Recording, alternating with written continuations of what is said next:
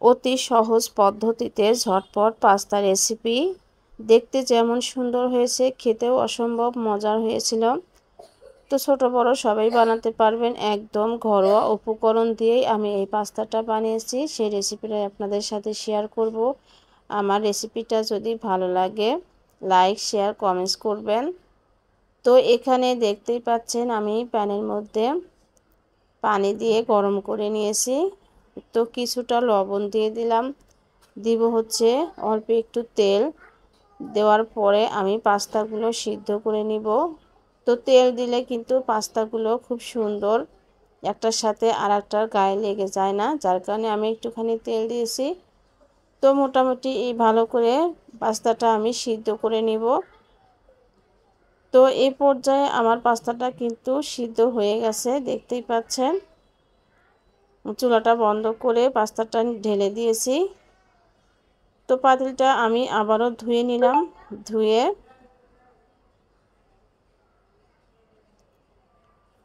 আমি কুচানো পেঁয়াজ দিয়ে দিলাম।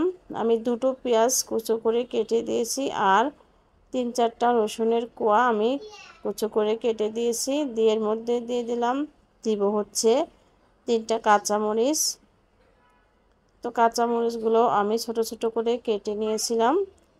আর হাফ চামচেরও কম দিয়েছি একটুখানি আদা বাটা। তো আদা বাটা দেওয়ার পরে আমি চিকেন দিয়ে দিব। চিকেনটা আমি আগে থেকে পরিষ্কার করে ধুয়ে রেখে দিয়েছিলাম পানিটা ঝরিয়ে। এলাচ গুঁড়ো দিয়ে দিলাম হাফ চামচ, স্বাদ মতো লবণ দিয়ে দিলাম, দিব হচ্ছে সয়া সস 1 টেবিল চামচের মতো। দিয়ে আবারও একটুখানি আমি ভেজে নিচ্ছি। ভেজে নেওয়ার পরে এ পর্যায়ে আমি দিব হচ্ছে জিরা গুঁড়ো হাফ চামচ, আর ধনিয়া গুঁড়ো 1 চামচ দিয়েছি, আর হলুদ গুঁড়ো দিয়েছি আমি হাফ চামচেরও কম।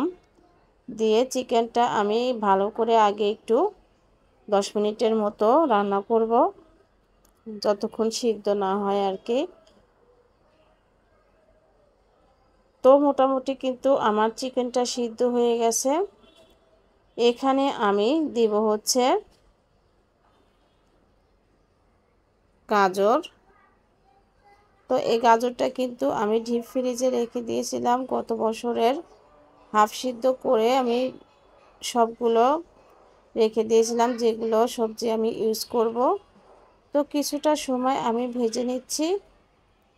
ভেজে নেওয়ার পর এখানে আমি দিয়ে দিব হচ্ছে মটরশুঁটি। মটরশুঁটিগুলোও কিন্তু আমি সিদ্ধ করে রেখে দিয়েছিলাম ডিপ ফ্রিজে। আর দিয়ে দিলাম হচ্ছে ক্যাপসিকাম। তো ক্যাপসিকামও আমার ডিপ ফ্রিজেই ছিল, এটা কিন্তু সিদ্ধ করা ছিল না, আমি ছোট ছোট করে কেটে ডিপ ফ্রিজে রেখে দিয়েছিলাম।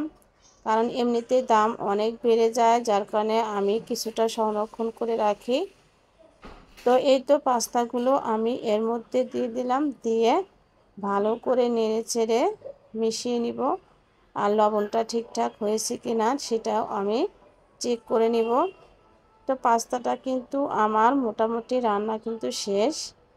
খুবই সহজভাবে আমি রেসিপিটা করেছি। যদি ভালো লাগে লাইক শেয়ার কমেন্টস করবেন।